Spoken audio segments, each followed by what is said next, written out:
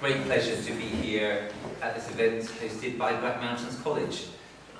This event is happening this evening, or anyway, I'm here at it because I was really excited to speak for a BMC audience, because I think this is a fantastic initiative. It's exactly the kind of thing that we need at this moment in history, and it's very aligned, in my view, with the kind of thing I'll be talking about here this evening. And if it isn't, you can tell me so. So I'm looking forward very much to this. So as Ben said, this is going to be a talk of two halves: imaginative and practical pathways to the kind of future that we need. And, well, we've got a long way to go. People call it a climate and ecological emergency. As I'll explain, I think that's a considerable understatement of the nature of the problem, and actually the word problem is completely inadequate, that we face. So let's start by taking the idea of emergency at face value for a moment. If this is an emergency, then integral to the emergency that it is that most people don't treat it as an emergency. And this is what I call the meta-emergency. The real emergency is that our society is a million miles away from treating this as an emergency. You can contrast that, for example, with COVID, where after a lot of kicking and fighting, the government was forced to act as if it was an emergency. That kind of action we have yet to see on climate and ecology. So, the meta-emergency. But how do we help people then to see that this is an emergency, or indeed, as I'll explain in a little while, actually much worse than that? How do we help them to see? So, what I want to suggest for starters is that if we're going to help people to see both how bad it is and how very good still things could be or could become, then we need to do something quite dramatic with people's imaginations. To create the coming new society, and make no mistake, this civilization is coming to its end. It will either end in a brilliant and intelligent way, it will either end in such a way that it transforms into something much better, or it will end in collapse. Those are the options now facing us. To create the coming new society, rather than just having to endure a collapse, to find a way through what is coming, we need to be able to envision the new society that I've mentioned. Or, more succinctly, to be able to create something new, we first have to be able to imagine it. People have to know something about where they're trying to head. And this leads us to the concept which is, if I had one, my biggest contribution to this imaginative task, the concept of what I call utopia. What is utopia? So, we've been taught to think of radical on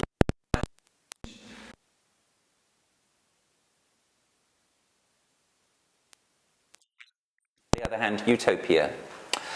So right now we're heading very fast for a truly dystopic future.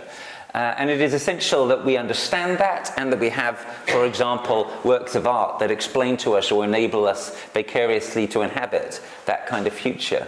But dystopias are self-evidently not enough, because they don't give us any kind of North Star, they don't give us any kind of sense of direction of where we could be going other than something terrible and apocalyptic. But unfortunately, the concept of utopia is now, at least I claim, no longer available to us. There isn't going to be a utopia, and maybe utopia was always a fantasy, but if it wasn't, if it was possible in the past to create a utopia, it no longer is. Why? Because we've left it far too late. We're going to have to endure a disorderly transition to whatever is coming next. There is going to be a huge amount of suffering along the way. My own view is that we won't really make the changes that we need to make at scale and at depth and at speed until we have hit something like what alcoholics call rock bottom. And it's not an accidental analogy. Our society is profoundly addicted. We could talk about that, but I'm sure you all know the kind of thing that I mean. On the one hand, you could say it's very obviously addicted to fossil fuels, but also more generally addicted to growth, which is killing us, addicted to materialism, which is killing us, addicted to short-term pleasures which are killing us, in many cases literally. We talk about the health crisis that we're enduring and which is going to get worse for a while to come. So you see what I'm getting at. The utopian option is not available because we're going to have to suffer a lot more before we start to make the kind of changes that would be made if we were actually going to be treating this like an emergency. So if dystopia is a necessary thing to imagine, but obviously not sufficient, and if utopias are sadly no longer available to us, we need something else. And that's what I call throughtopia. Throughtopia is how we get through what is coming, how we get through it in the best way possible. And I passionately believe that that way could still be very good. To be able to create something new, we first have to imagine it. And what we need to imagine are througtopias. Now let me note that when I talk about throughtopias, another important difference from the old concepts of dystopia and utopia is that those concepts are envisaged standardly as static. Right? A dystopia is basically something you arrive in and everything is just terrible. A utopia is a place you arrive at and everything is wonderful. It's not going to be like that. We are necessarily now on a path of continuous change for a very long time to come. Firstly, because, as I've already said, we need to profoundly change this society if we are going to avoid collapse. So there is no option but change of one kind or another. But secondly, also because some of the geological and physical processes that are now unfolding are going to be processes that keep everything changing for a long time to come. For example, sea level rise is now locked in for roughly the next 1,000 years, which might not sound very long. Well, actually, I think it sounds quite long to most human beings. It's not, that long on a geological scale. It may well go on a lot longer than that. But on a human scale, it's a damn long time. On a civilizational scale, it's a long time. Change is locked in now for a long time to come. We are going to have to seek to transform the rotten civilization that we have into something better, and we're going to have to adapt at the same time to all the stuff that is going to be coming at us, new stuff coming at us all the time. So this leads us to the concept of transformative adaptation, which is internally linked, in my view, to the concept of throughtopia. Transformative adaptation is what we now need to do to face up to what is inevitably coming and to achieve the kind of transformation and the kind of adaptation that we need to achieve, could achieve, should achieve in the best possible way. Now, what throughoutias help us to imagine, if we manage to start depicting them, is how we will transformatively adapt, what it will look like, what it will feel like. Who are the people who are the most important people to be describing these throughoutias for us? And as I say, a crucial thing about them is that these throughoutias are not going to be static places that we arrive at.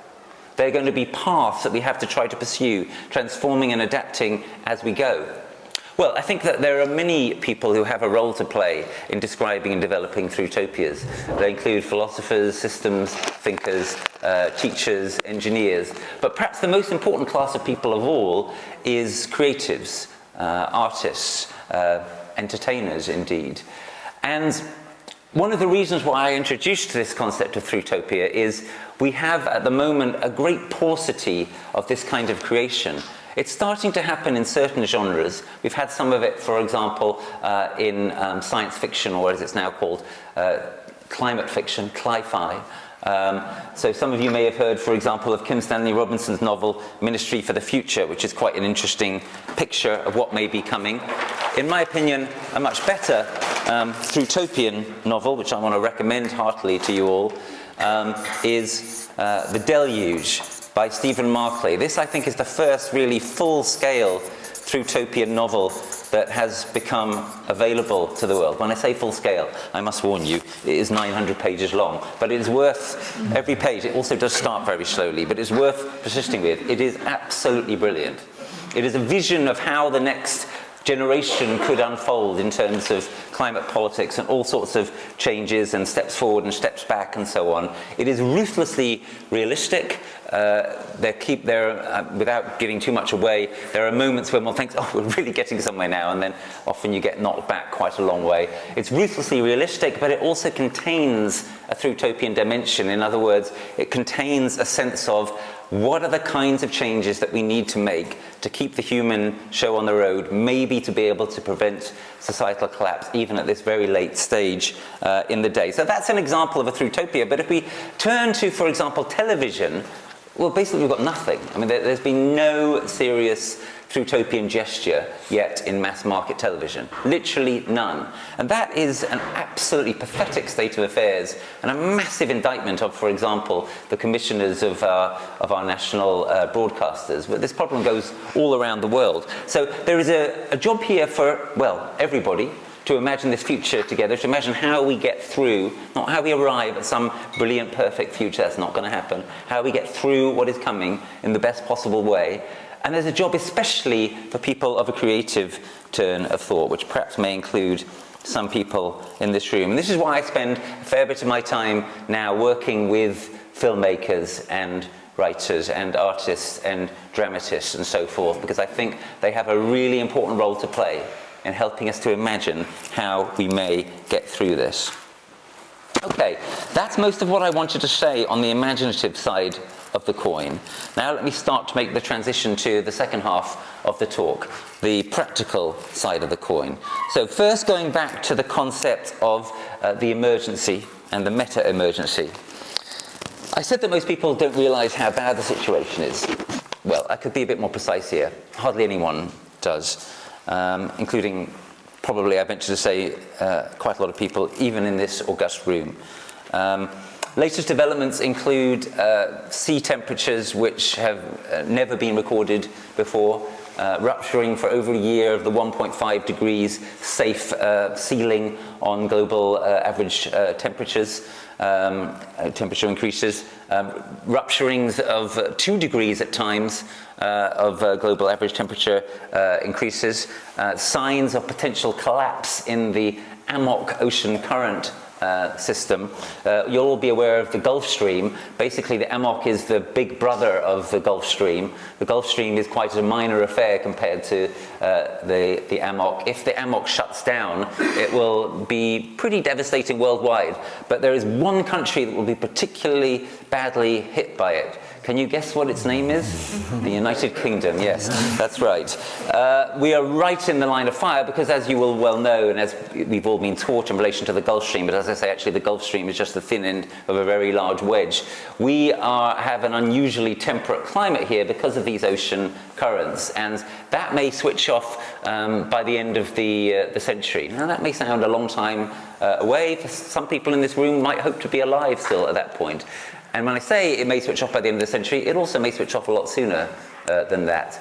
The climate models which show us these ocean currents have not so far showed us the actual temperature measurement changes that have happened in these currents. You see what I'm saying? That the models, as myself and a number of colleagues have been warning for a number of years, it looks like the climate models underestimate rather than overestimate how bad the climate breakdown that we're starting to experience is.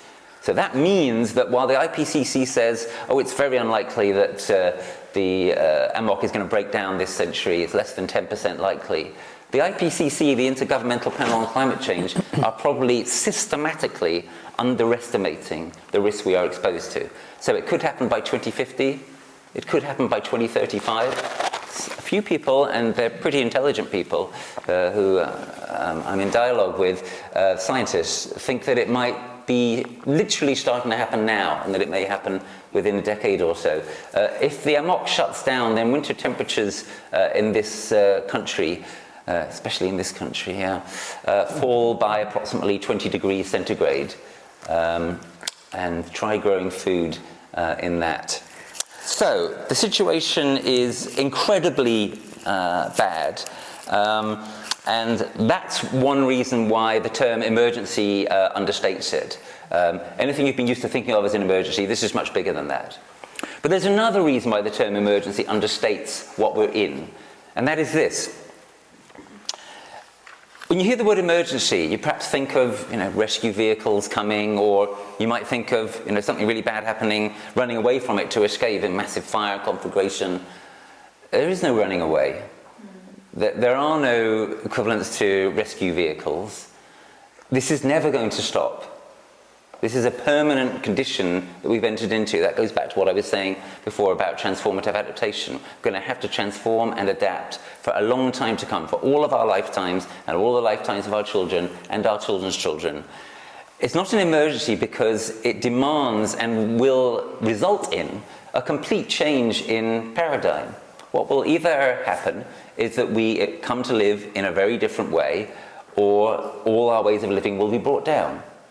Now, that is not adequately expressed in the term emergency, which just gives you this sense of it's really bad and it's urgent. It's absolutely huge. It's a philosophical challenge. It's an existential challenge. Ultimately, it has a dimension of being a spiritual challenge. What I mean by saying that is, this is a full-blown civilizational crisis. The values that we have, they themselves are under threat and are going to need to be changed if we're going to have the kind of future that we still could have. So, emergency? No, it's much more serious than that.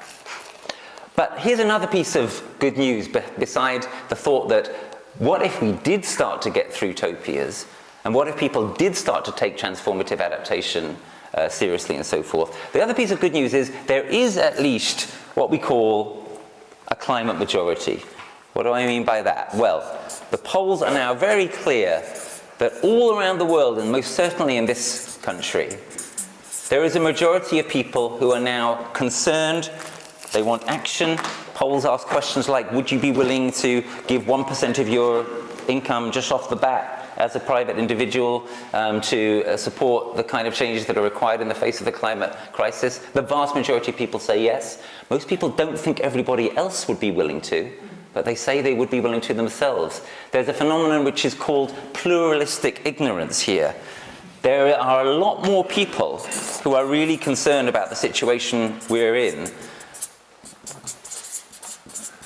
than most of those people realize. People often say to me, I feel so alone, I feel so isolated, and then somebody else in the room pipes up and says, yes, I feel the same, and then somebody else, yes, I feel the same, I'm Spartacus, etc.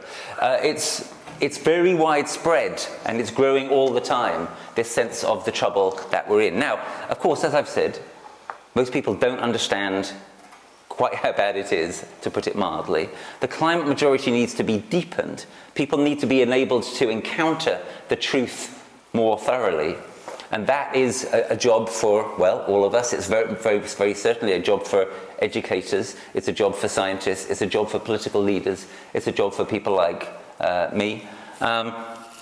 We need to deepen the sense of the crisis that we're in.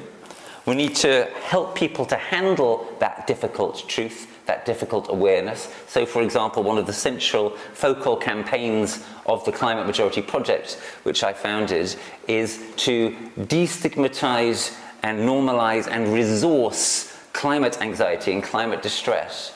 Because finding out the truth about how bad the situation is that we are in is something which will happen if you do proper journalism, or if you do proper education, or if you do proper political leadership. See what I'm getting at? There are various places in our society which, when they tell the truth, will now reliably produce, not in everybody, but in many people, a sense of, oh my God, is it really like that? And yes, it really is like that. And if you're not sometimes scared, you're probably not paying attention. So one of the main campaigns that the Climate Majority Project has launched is the suggestion that climate anxiety, climate distress needs to be destigmatized and needs to be resourced. And what I mean by that specifically is, for example, in educational settings, attention should be given to the likelihood that some people receiving a proper education will get distressed by what they come to learn. Or to give another analogy, a more specific one, but quite an interesting one, one of the things I do as director of the Climate Majority Project is I meet at a high level with people in organisations such as the BBC and ITV and The Guardian, and we have various kinds of interesting discussions about their coverage, etc. And one of the things I say to them is, you've got war reporters, right? And you know that when they go and spend time in somewhere like Gaza or whatever, they may well get traumatized. They're like, yes, and we have programs to deal with that and to help them. And I say to them, have you got the same thing for your climate and environment reporters? And they say, oh, no, we hadn't thought of that. Well, it's time to think about it. Because one of the things that's happening is that some BBC very senior reporters, for example, literally come to us and say, I can't sleep at night because of the stuff I'm learning and that I have to tell everyone about. So just as war reporters need to be resourced in their difficult job, so do climate and environment reporters. So you get the idea. This is the kind of thing we're trying to do in that campaign. So the essence of our theory of change is, I've already given you the start of it. Firstly, truthfulness about the situation, ruthless realism about how tough it is. So, 1, truth. 2, help in handling the truth, which I've just outlined. 3, pathways to action on the truth. Obvious that that's absolutely essential. And to elaborate a bit on that, so for example, I am leading a new campaign this year for the Climate Majority Project on adaptation, on transformative adaptation, on strategic adaptation, on becoming prepared for the climate disasters that are coming, which are going to be much worse than the ones we've had so far. For example, highly likely in the next few years, we're going to have wildfires, serious wildfires in this country at some point. We're absolutely unprepared for it because we've got no tradition of it, and the government is like generations behind where it should be in terms of that kind of preparedness. We need to get serious about strategic and transformative adaptation to face what's coming.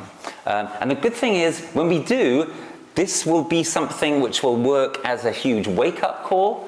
Because when you talk to people about climate, you say, oh yes, it's really bad, by 2050 such and such, or we need to go to net zero with this invisible odorless gas that you don't really understand anything about by 2050, and then maybe things might be okay. It's all completely abstract to most people.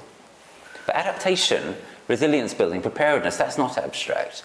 When people see other people storing water against the likely coming droughts, or building community and growing food together to be more secure when some of our long supply lines become vulnerable, which they almost certainly will, then the message which is conveyed is, I guess it's real. I guess it's actually here and coming and can't be avoided or wished away or denied. And also another great thing about adaptation is you can see the immediate benefits of it. Again, it's the same point, right? It's not abstract, it's not about the distant future. These things are important. I love thinking about the distant future and our responsibilities of future generations, but not everybody does, right? Something which can help you and your family to deal with the likely worst flooding that is coming, for example, that's meaningful to a lot of people who otherwise can't get into the idea of the climate predicament that we're in. So that's an example of the kind of action that we are starting to take. Also, we've got a bunch of organisations that we are incubating through the Climate Majority Project. Now, the Climate Majority Project, we're very young, we're very small, we're not enormously wealthy, but we decided from the start that some of the money we get in through the door would go straight out again to seed fund the organisations which are already emerging to deal with the kind of threat that I've been talking about so far here this evening, which I know you're all, to some degree at least, familiar with. So organisations like MP Watch, who are going into constituencies and talking with residents, not from a perspective of political ideology, but from a perspective of trying to have a conversation about common sense around climate and nature with them. Or Community Climate Action, who organise in conservative areas and Brexit voting areas to get people growing food together and doing other community building stuff together. Or Wildcard, there's a rep of Wildcard here tonight, over there in the back if you want to talk to her later. Annie is one of the Wildcard, Team Wildcard are a brilliant organisation which are in an innovative way campaigning for rewilding. All of these organisations and others, we gave them their first seed funding because we think this is the climate majority emerging, mostly still under the radar, to start to make the kind of difference, to take the kind of action that needs to be taken at scale all over the place if we're going to have a future. Another example, this is quite an unexpected one. We seed funded an organisation called Lawyers for Net Zero. They're now called General Counsel Sustainability Leaders. These are senior corporate lawyers trying to get their FTSE 100, whatever, corporations to get serious about climate action. Not your standard kind of image of a climate activist, senior corporate lawyers. But they're doing something really important and they're making real progress. The CEO of Lawyers for Net Zero won the Lexis Legal Personality of the Award last year, and he's not a lawyer. He's just someone who stepped in and said, you know what, lawyers could have a really significant role here. I'm going to try to organise lawyers to get serious on the climate predicament. These are the kinds of organisations that we seek to incubate and seed fund, and that are already taking action.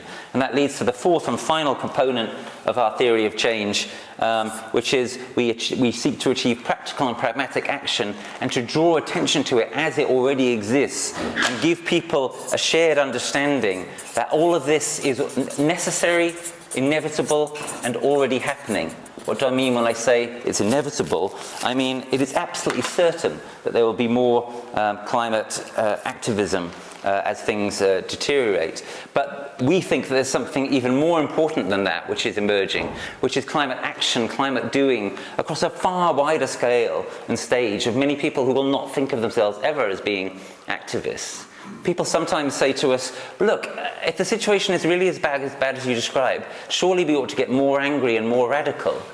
And our response is, no, actually that counterintuitively perhaps, that's the reverse of what we ought to do. Because as the situation gets worse and as more and more people wake up to it, most of those people will not be willing to enter into a space of activism, let alone radicalism, let alone some kind of highfalutin green or anarchist or hard left ideology. Most of them will be ordinary people who just want to find a place in their lives, in their community, through community climate action maybe, or in P-Watch, or in their workplace. Lawyers for Net Zero, we're also working with insurers, we're working with teachers, etc. Where they work, where they live, maybe where they pray, coming together in ways that do not feel to them as if they are something strange or difficult, but rather something kind of natural for them to do. So we seek to welcome people of all kinds into this new, I don't even really like using the word movement with regard to it, because even the word movement, it seems to me, is attached in the brains of many people to an idea like activism or something like that. I think of it sometimes as a wave. It's a wave of action which is just starting, and as people develop a shared understanding that it's happening, that it's emerging, that more and more of it is inevitable, and that the only question is, will it be fast enough? Will it be wise enough? Will it be big enough? Will it be well-resourced enough? These are the real questions, right? And if the answer is yes, then we might be able to manage to pull off something utopian and transformatively adapt to what is coming. And if the answer is no, well, then we won't. So that is the Climate Majority Project in an essence. That is its theory of change. Put all that together, we think it's about the best shot we've got to achieve the practical, pragmatic transformation that is required, the system change that is required over the next generation or so, if we're going to give ourselves a decent shot of averting collapse. And just to be absolutely clear about what I'm talking about here, when I talk about the Climate Majority Project, I'm talking about you, right? And lots of other people like you. When I talk about the climate majority, I'm talking about something absolutely huge, which is already emerging and needs to come to understand itself and needs to find ways of making it easy for people to feel welcome and act in all of these ways and many, many more effectively to change the trajectory that we're on. The mission, one way of putting the mission is we want to, in this country, and we're trying to prove concept first in this country, we want in this country to get to a position over the next 10, 15 years or so, where rather than running away from their green commitments, as the main parties have been doing in this country over the last year or two, all the political parties, all of them will be running towards those commitments, trying to outbid each other to bid for the votes of an electorate who are transformed, who are renewed, because they've taken on this commitment and they've been seeking to lead, whether it be in their communities or their workplaces or wherever, in the kind of direction we need to go in the chronic absence at present of political leadership. So that's the kind of idea, that's the kind of ambition, that we get to a point 10, 15 years down the line after a lot more suffering, after we're a lot closer to rock bottom, where people might actually be willing and able en masse to make that switch, and for it to be impossible for our so-called leaders to resist making that switch any longer. So the climate majority is people like you and many, many more people. So Just a kind of clue for your questions. Try to avoid asking only questions which are like, and what are you going to do about this, and what are you going to do about that, right? It's about what are we going to do about it, and what are you going to do about it. And ultimately, it's about finding your part to play. The only question is, what are you going to do about it? Thank you.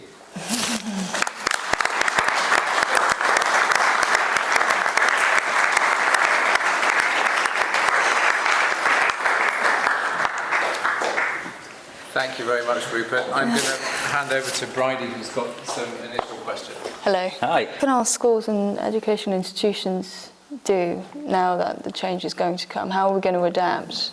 What do you predict in that, with your... Oh, sorry, I'll stand up. What do you think that our schools and educational institutions are going to do, and what are they responsible for? Good. So obviously I've already said something about that. I think that schools and educational institutions should start to think seriously about how they resource students who may be distressed as they learn about the facts about ecology and the climate, etc., and to make that a non-negotiable part of the educational offer. Another thing I would add to that is I think it's really important for educational institutions to not pretend that the future is going to be completely different from what it probably is. By that I mean that it is senseless to prepare everybody for careers as IT technicians and Insta influencers and so on and so forth, when the high likelihood is that it will be wise for a lot of young people to learn skills such as community building, food growing, tool repairing, etc., etc. Educational institutions ought to think a lot more about how they stay close to and make the most of the land which they are on or which they can get access to. And I guess one of the reasons why I'm excited about Black Mountains College is that there's more of that kind of sensibility here than there is in a lot of other educational institutions. As Ben mentioned at the start, I've recently retired from my academic role at the University of East Anglia, and part of the reason I did that is because I came to think that actually existing educational institutions are basically pretty chronically failing their students and failing the time. They're not facing up adequately to the situation that we're in. They're not considering that the way our civilization runs may be radically different as soon as a generation from now to what it currently is. These are the kinds of challenging responsibilities that educators now have to step up to. Just to go back to the climate anxiety and distress thing for a minute. Our world is now a profoundly unnatural place. Humanity has made it so. In that unnatural place, it is natural for people to feel unearthed, distressed. That needs to be resourced. And educational institutions need to be unapologetic about sharing the difficult truth with students and about resourcing them on that journey. So what can young people do now to make sure that their voice is heard and to make sure that they're engaging in society? Okay, so in 2018, 2019, 2020, we experienced the magnificent phenomenon of the school climate strikes around the world. And I don't know, perhaps some of the young people in this room went on those when they were still at school. And basically what the school climate strikers said was save our world. It was a cri de coeur, and it made a real difference to world sensibilities around climate and nature. But it didn't make a very significant difference to actual policies around it. And that's partly why we're miles off the pace. So young people have a right to feel badly let down, betrayed, etc. It's therefore not surprising if some young people get very angry or get very cynical or give up on the existing system altogether. I guess in terms of where I see us going, well, what we in the Climate Majority Project think is that we kind of need everything. We need everything to be done well. By everything, I mean we need people who are still engaging in the existing political system, as well as people who are trying to create a new reality outside it, for example. So it's not for me to kind of lay down a prescription for what young people should do. What I would say is young people should be willing to make very clear how they are dissatisfied with what we've got at the moment, and to think carefully about how that dissatisfaction can be effectively channeled. Right? In the Climate Majority Project, we're all about effectiveness. Virtue signalling is not enough. Doing things which attract a lot of attention, but just turn people off, that doesn't really help. What we need to do are things that are actually effective, whether that be canny gestures within the existing political system, or, as I say, efforts to create a new alternative polis or an alternative system on the ground outside it. And these are all things, I think, where the voices of young people are vital. Thank you. So as the reality takes hold, how do we stop the UK slipping into nationalism and blaming refugees or migrants? Yes, this is a really tricky one. So the question there was, as the situation deteriorates, how do we stop the UK falling into a kind of bitter and nasty nationalism? So a few thoughts about that. Firstly, go back to what I said a while ago about amok. If we get really unlucky, and if the world is foolish enough, as appears likely, to carry on at least for the next several years, polluting like mad, then amok may start to really exhibit serious signs of shutdown, well before 2050. It's quite possible that amok, therefore, will be gone, or to a large extent gone, within the lifetimes of quite a lot of people in this room. Now, if that happens, as I say, the UK will no longer be even remotely capable of feeding itself. I mean, we can't feed ourselves at present, which of course is an absolutely stupid situation to be in at this moment in history. But we could, in theory, feed ourselves if we were to radically reform our diet, if a lot more of us were to eat low on the food chain, if we were to reduce food waste, and so on and so forth. That is still, in principle, possible in this country. But if amok shuts down, it won't be. If amok shuts down and we do everything right, we still will not be able to feed ourselves adequately in this country. And what am I getting at here? Well, what I'm getting at is in a world which may well be a lot more unstable, and where there may well be famines in various countries around the world, etc., etc., we can't count on being able to feed ourselves for another generation, let alone two, and we can't count on being able to get the food from elsewhere. Now, what will happen if this unfolds? What would happen in, say, 2050? Britain is chronically unable to feed itself, and there's no food to be got on the open market. I'll tell you what will happen. A lot of British people will have to desperately get into boats and try to seek somewhere else to live. So you see what I'm getting at there.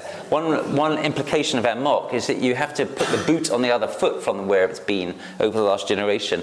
Maybe a smart thing for British people and British politicians to do would be to start to prepare now for the possibility that one day we may be the climate refugees. And if we act generously now, people may be more likely to act generously towards us in the future. That's perhaps the biggest thing I have to say in response to your question. But I will say one other thing. It's obviously a vast issue. We could talk about it for hours, and perhaps should.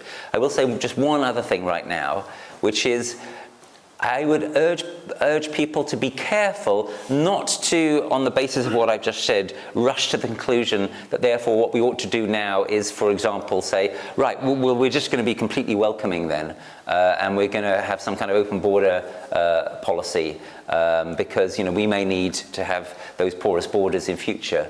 Why would that be a bad idea? Well, firstly, it just is not practical politics at this point in the UK.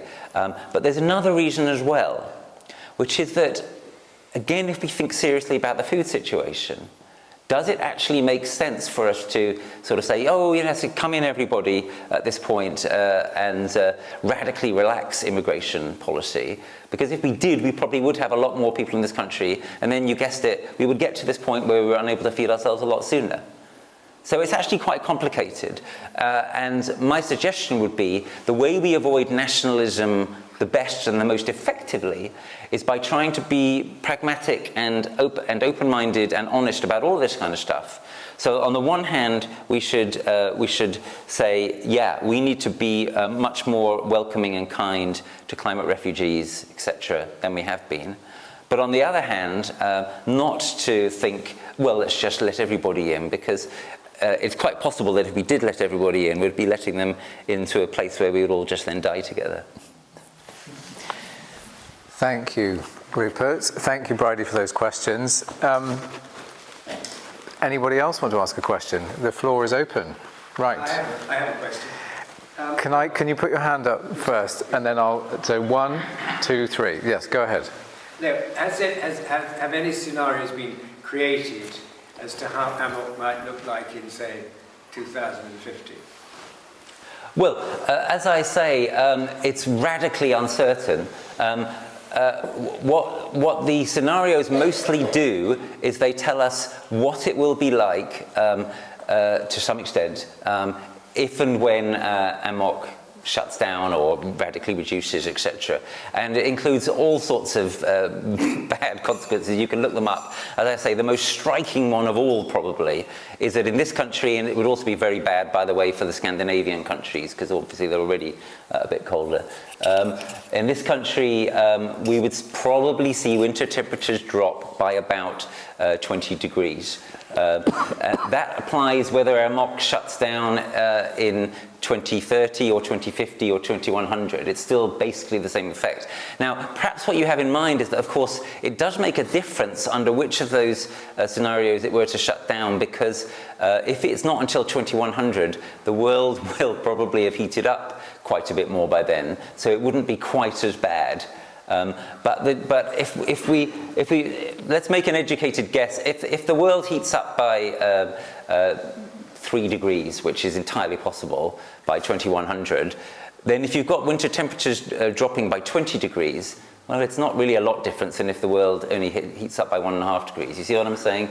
The amok effect is so huge that it knocks out a lot of other stuff. And yeah, so we're now faced with this very ironic situation where people have been thinking, right, so what we're into here is global overheating, and we're going to get this perhaps steady increase of temperature, and oh, that's really bad, and we're going to have more droughts and so on. So it's not as simple as that. It really is not as simple as that. What we're headed for is what is called climate chaos, probably. And the more we do now to mitigate that and prevent it, the less bad it will be. And the more we do now to adapt and prepare our resilience, the less bad it will be for us. And what transformative adaptation does is put those things together into a program. Perhaps I can just add 2 cents on that, which is we did a workshop recently with Laurie Laybourne from Chatham House, and he's got a paper coming out soon, so have a look at Chatham House over the next month or so. But what they've modelled is the collapse of the subpolar gyre, yes, which is a part of the amok, which is the circulation of currents below Iceland. And essentially it's a combination of putting your foot on the accelerator and the brake at the same time. So the world is warming up, but the thing that keeps us temperate and kind of in the Goldilocks zone would shut down. So yes, we would have, as Rupert says, an increase in cold, but we'd also have, at the same time, the world warming up. So you have this mixing, and essentially the upshot is you have extremes. So much colder, yes, but also much hotter, a bit like Siberia. So you have super hot summers, super cold winters, and our infrastructure is built for a tolerance that's here. The new tolerance is here. So the issue is actually things like the national grid. Things like, the power stations, or it's those sorts of infrastructure problems that then have other sorts of cascading impacts. It's not just about food, although food is a key element. Yeah, absolutely. And Laurie Laybourne is very good. He's a friend of ours in the Climate Majority Project, and I do strongly recommend looking out for the work that he's going to be coming out with soon on the subpolar gyre. Question here? If you succeed in persuading people to believe what the scientists are saying, and I totally buy in how serious you say it is, and you make them feel bad, how do you stop them? How do you stop humans doing what they always do when they feel bad, is to turn to something that makes them feel good, whether it's tobacco, alcohol, drugs, handbags, or holidays overseas? Yeah. Because that is what is killing us. Yeah, absolutely. So look, really what this is it's a civilizational challenge, and the question is, are we going to, one way of putting it is, are we going to mature as a species or as a civilization or not?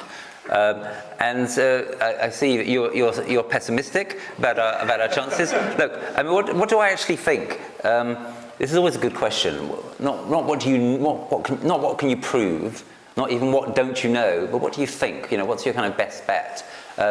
My best bet is that we're in absolutely dire trouble, and we're probably not going to get out of it.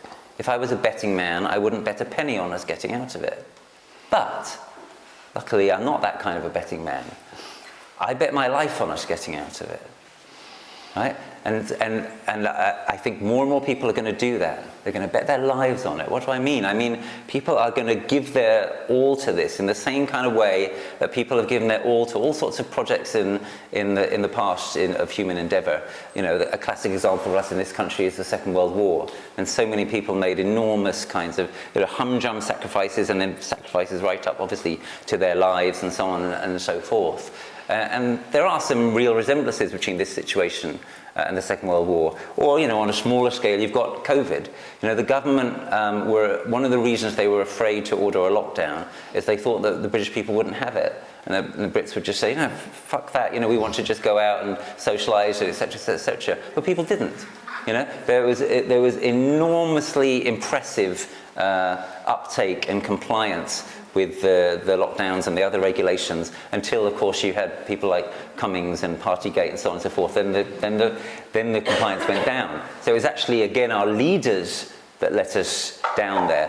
There are all sorts of examples, and I write about them in some of my books, of human beings being far better than we often take ourselves to be. Extraordinary examples of how human beings behave, for example, when they are subject to natural or unnatural disasters.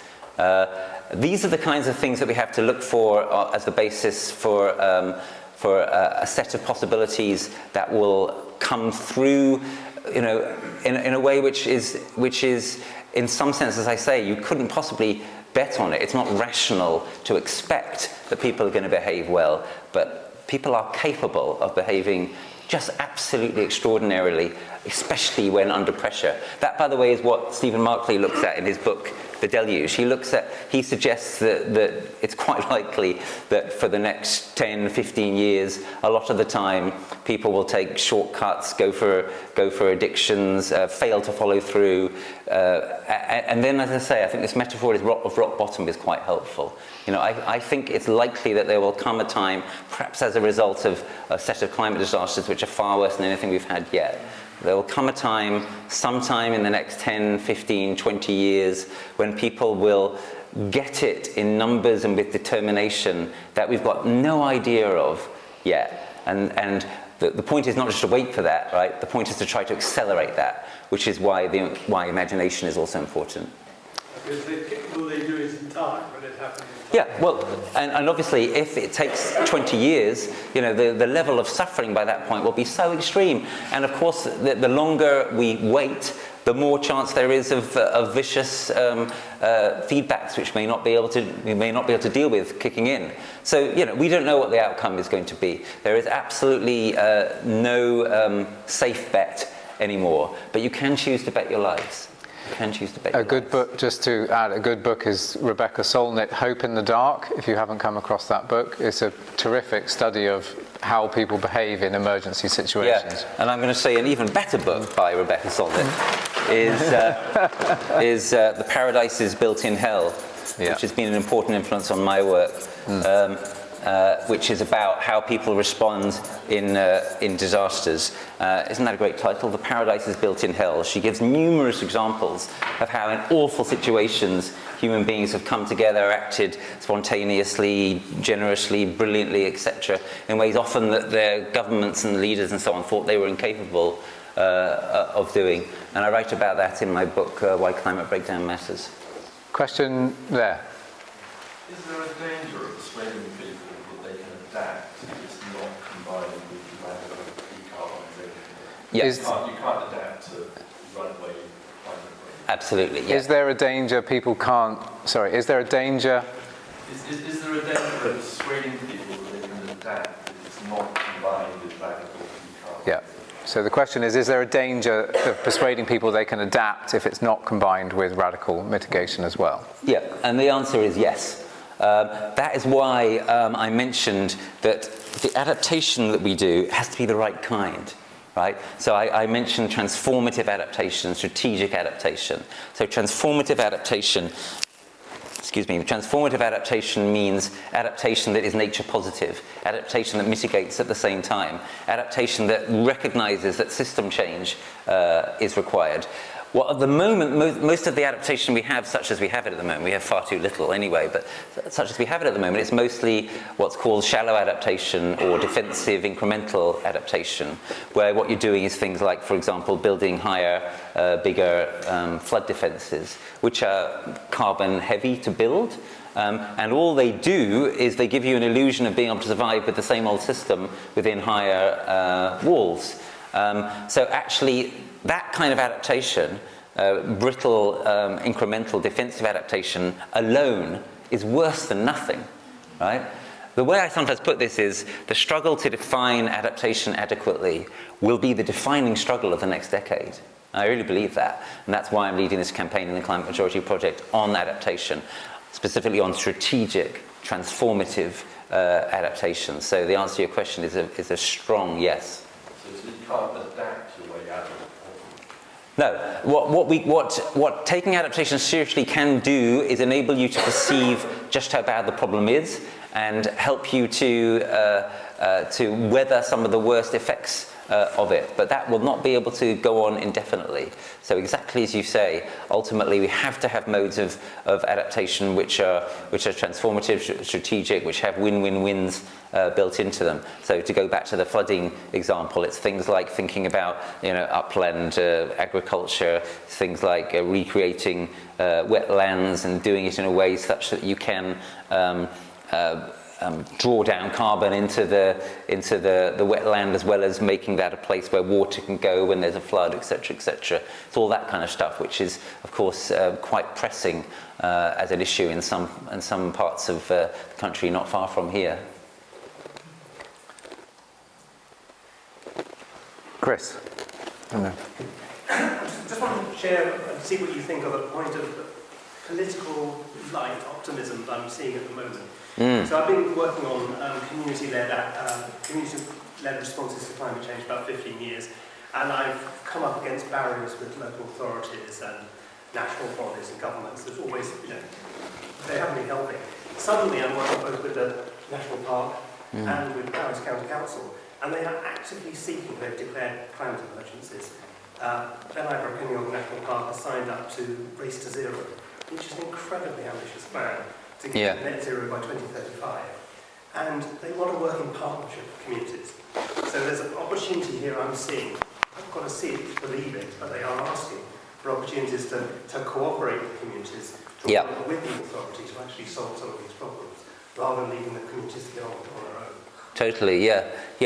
Look, we're at a kind of point of pivot at the moment. I really do believe we're going to see a lot more of this pivot over the next year or so, because this El Nino year, El Nino is this ocean current temperature anomaly in the Pacific, which is partly behind the massively increased global temperatures at the moment. This is going to probably give us the most extreme weather and the hottest weather yet in the world this year. This is going to wake up a whole slew more of people. Something is shifting, and I think we're just as the physical climate system is going into a very unstable state. There's a sense in which so is the human social system, but that is an opportunity as well as a risk, and you're describing part of the opportunity.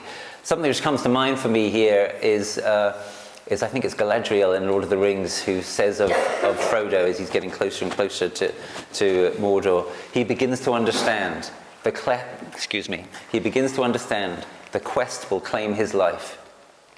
Right? So a lot of people are starting to get it, that this is literally an existential matter, that it could kill us and kill our children and so on and so forth. But notice there's a beautiful ambiguity in this phrase.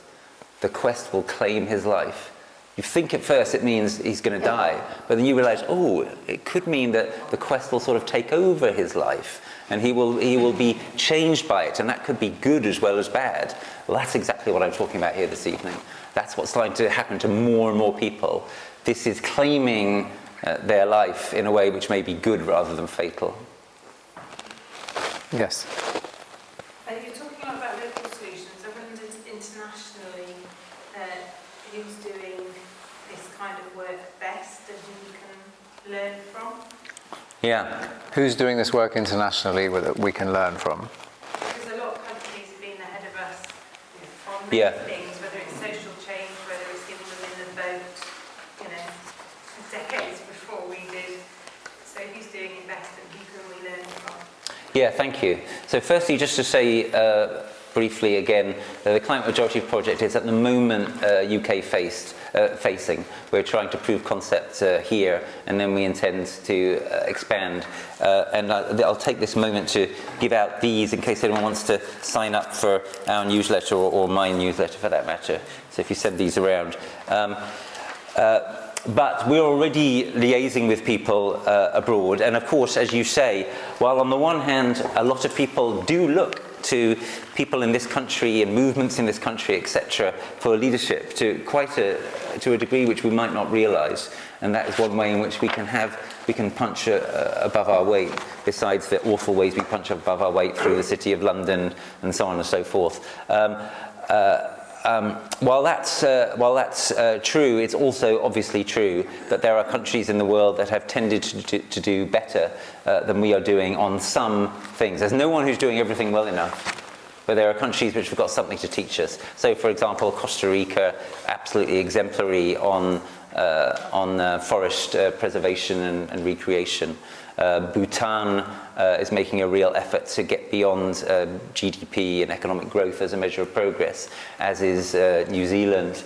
There's good stuff still on some social measures, which also have a connection in some cases with environmental measures in the Nordic countries. There's a good record of living close to an acceptable level of footprint while giving people a good quality of life in Cuba. So, in terms of international diplomacy and countries kind of showing leadership in a way which isn't just, oh, we're good at this, but actually doing it together with others, I think that the time that is coming now is a time for what are called climate clubs, which are starting to emerge, which basically is when a group of 3, 10, 20 countries who are actually kind of somewhat serious get together and say, right, the COP system has been letting us down, we're not getting leadership from the big emitters, etc., surprise, surprise. So we are going to kind of club together and try to kind of do the right thing together and see if we can start pushing the envelope. And I think that's going to be a big phenomenon in the next few years. Josie. Related to that, you reject water porosity as like a total, like a bad thing. I get the practical implications of that, but this idea of don't let everybody in, I find it problematic, because I think it's exactly the kind of language that breeds aggressive nationalism. And if you want to have this kind of cooperation, don't you also have to think about the fact that it's not everybody, it's some people in countries that are more climatically insecure because of the extractivist ideologies of colonialism. Like, where is the accountability in all of that? Because you have climate clubs of countries that are doing things already, so everyone benefits, without the people who aren't part of this because they haven't got any national identity or they're stateless. Like, how do you factor that in? Yeah, look, there's no easy answers here, and I very much hear what you're saying, and I agree with a lot of it. What I was trying to say is, firstly, be careful. Like I said in response to one of the questions, we have to take people on a journey with us. Be careful of not doing stuff which backfires because it counterproductively turns people definitively off what you're trying to say. If it seems to people as though in order to be climate conscious you have to abolish borders, then a lot of people are going to say, well, then fuck climate consciousness. So that's a very kind of pragmatic point. Secondly, there's the point, as I said, that we need to be careful what we do, if we were to have a government which was seeking to let huge numbers of people more into this country, given that we're a country that's already incapable of feeding itself, moving into a world where we're probably going to be able to produce less food and buy less food on the open market. So, you know, these are just kind of pragmatic, important, unavoidable political realities. And then you have to balance against those things like historic responsibility for the climate dangerous emissions that we've already caused. You have to balance against that, against what the things I was saying a minute ago, the way in which our policies are continuing to cause terrible damage. For example, 15% of fossil financing goes through the City of London. That's a really powerful way in which we punch above our weight in a bad way. And then finally, points like we may in the future have to be climate refugees ourselves. So the point here, as we see it in the Climate Majority Project, is there are no easy answers. Anyone who says shut all our borders is reaching for a stupid, counterproductive solution. But anyone who says simply open all our borders and abolish border controls is also, we think, oversimplifying and not stepping into a pragmatic, sufficiently thoughtful space. This is a very difficult, very polarized issue. We need to try to depolarize it, and we need to try to find some kind of, well, dare I say, middle ground. I think that middle ground would involve us taking in a lot more climate refugees than we currently do, because we basically don't take climate refugees in at all at the moment. It's not really a internationally recognized category. But I don't think it would be a responsible position or a viable position to say, yeah, we'll take in any climate refugee in the world who wants to come here no matter what. Mike? I just wanted to say something along the lines of what is also happening in the national park. Basically, the national park came up with a policy which actually addressed climate change, which they've never done before. It was a failing state. A new person came in, brought in climate people. They've come up with this amazing plan. Right. No money and no power. Yeah. They can't implement it. So we all got together and said, well, how are we going to implement it? Right. And we asked them whether they would form a group where entrepreneurs, social entrepreneurs in communities around the park could come up with initiatives that would actually address climate change. And then we had to go through the question of how are we going to do that? Because if you say you've got to cut this and you've got to cut that and you've got to cut the other, no one's going to get off their backsides to do anything. So in Hay, what we did is we developed the Hay Community Resilience Initiative, which is a three-pillar initiative, which is addressing self-sufficiency in food for the entire town within 10 years, self-sufficiency in community-generated energy, and also addressing mental well-being.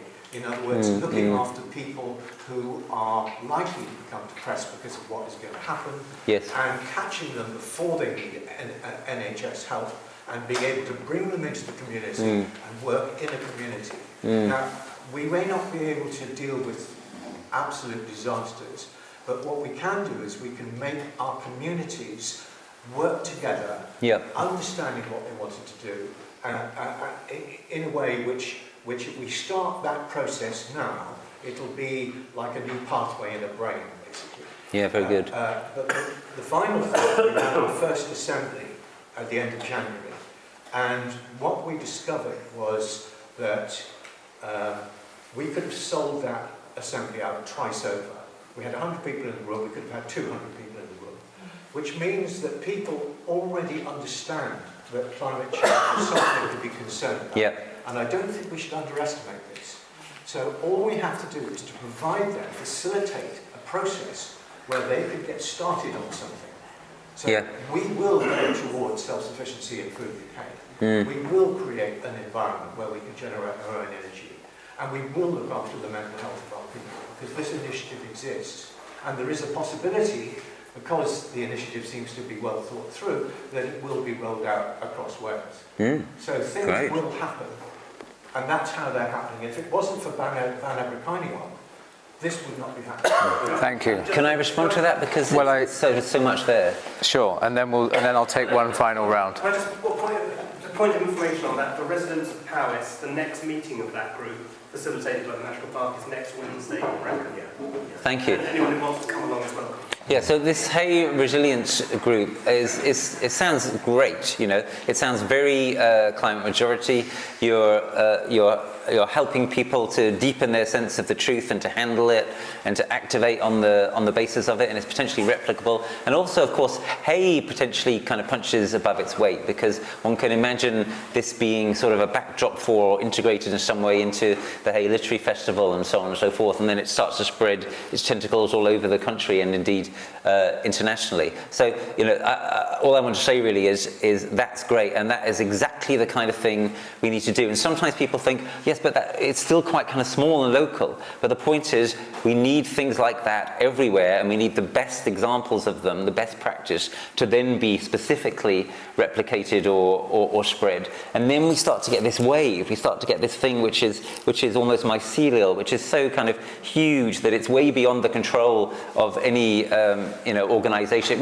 The Climate Majority Project won't be able to run all of this. You know, that's not the kind of thing that's going on at all. We're trying to kind of name something and help something which is happening and which is mycelial and is spreading all over the place. That's the way in which we could have a future. Yes. Yeah, just interesting. The whole issue. There's so obviously a number of levels, but there's basic community level and bottom-up type of approach. Yeah. But the connection with central government and the legislation that they churn out, and can churn out really quickly if they want to, in this Yeah. But development-related policies, for example, still valid. You know, it's by the time they produce their local plan, allocating sites and dealing with issues and pollution and everything else, and all those connected bits of legislation that affect them, like etc., etc. There's just this massive disconnect with what timescale they're working to. And, you know, they're chatting for days in London, but we don't see the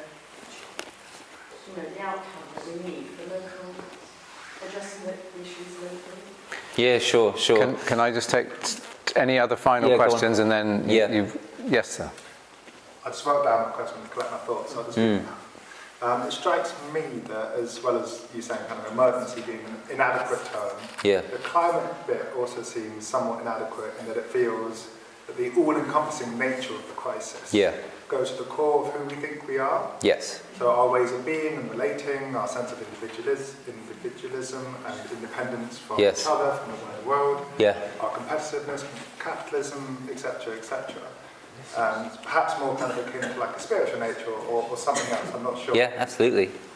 Which aren't things that I kind of heard you talk about this evening. I'm just wondering your thoughts on kind of following, how much do you think following the formula that you laid out for the truth handling, the truth action and so on would work without those kind of seemingly core aspects changing?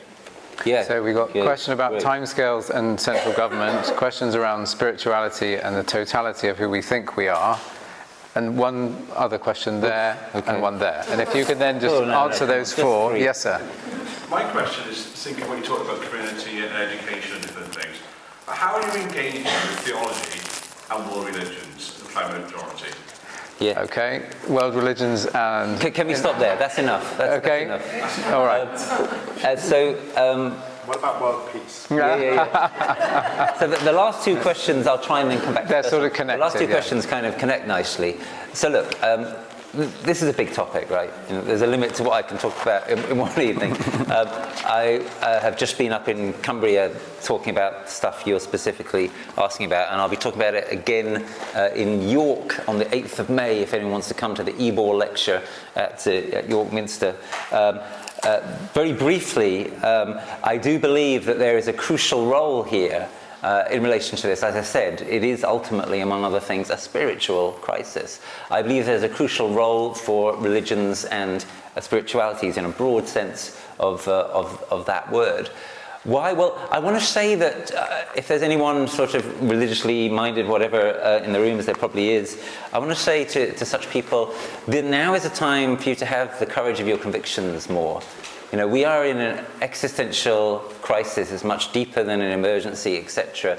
Who are the people? What are the traditions that have traditionally spoken to this? It is existential, spiritual and religious traditions. So now is a time for them to really step up. And we are seeing, you know, some fragments of this. We're seeing, for example, Pope Francis make some wonderful gambits in the Catholic Church. And there is a huge groundswell, again below the radar, of people engaging in all sorts of kind of nature religions and nature spiritualities and neo-paganism and so on and so forth. A lot of this stuff is growing, and I think that this is going to be a huge wave of the future, and it's actually what I'm writing about at the moment. It's hugely important. So that's why I often say it's about mobilizing people where they live with others, where they work with others, and where they pray with others. So yeah, it's a time for religiously and spiritually minded people to step up to the plate, and believe you me, some will. We have to make sure that among those who do are ones who have their heads screwed on and are kind of salubrious, rather than, you know, loonies of various kinds taking over and building cults and so on and so forth, because that's the alternative. You know, there is a sort of a God-shaped hole here that we have to do something to fill. And then coming to the question about the cumbersomeness and the slowness of central government. Yeah, as I say, look, we are going to have to lead on a lot of this. By we, I mean the people, the citizens, including starting from localities. It's very difficult in this country because our local government's been so deprived of power and money and so on and so forth. So in the long run, that has to change. And it will change. So here's another thing you can bank on. The future will definitely be more local. It will either be more local because we get our act together and eventually we change national institutions, etc., so that they are more supportive of the local, etc. And it will be more local because we're getting local citizen scientists and local disaster first responders and so on organised. You know, when you talk about resilience and you say, well, we may not be able to cope with an absolute disaster, but something that people building local resilience should be explicitly planning to do is ready themselves for disasters that we haven't yet experienced, which central government will in many cases increasingly not be able to adequately deal with, right? So the future will either be more local because we do all that kind of stuff, or it'll be more local because we collapse. Because a collapsed society is by definition a much more localized society. So that's another thing you can be confident of. The future will be more local. Again, we just have to make sure, if we possibly can, it's the right kind of more local rather than the wrong kind. Thank you very much, Rupert. I'm sorry if we haven't answered, or I haven't called on you to answer your question, but we have been here for an hour and a half, so I'm going to stop there. But if you could join me in thanking Rupert, first of all.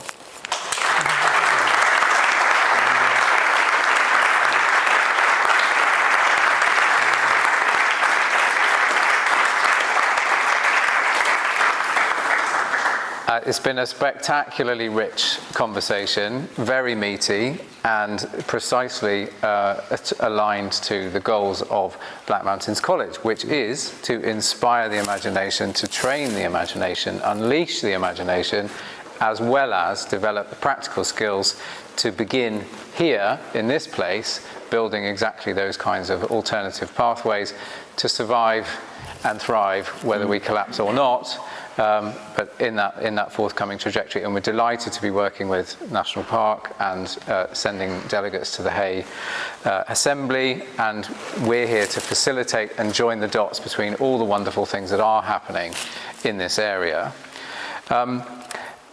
There is Rupert's sign-up sheet if you'd like to be on his newsletter. There's our sign-up sheet if you'd like to be on ours and get more information about BMC.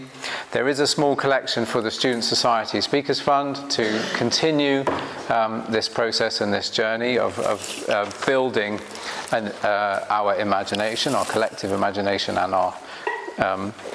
our armory, as it were, of practical solutions. And finally, to say the next talk in our speakers series will be Thursday, the 21st of March, back here with Carwyn Graves and his new book called Tir, The Story of the Welsh Landscape. So do come back and join us for that. All these talks are, again, free, recorded, and available online in the future as well. So, welcome, thank you for coming. Thank you again to Rupert, and see you soon.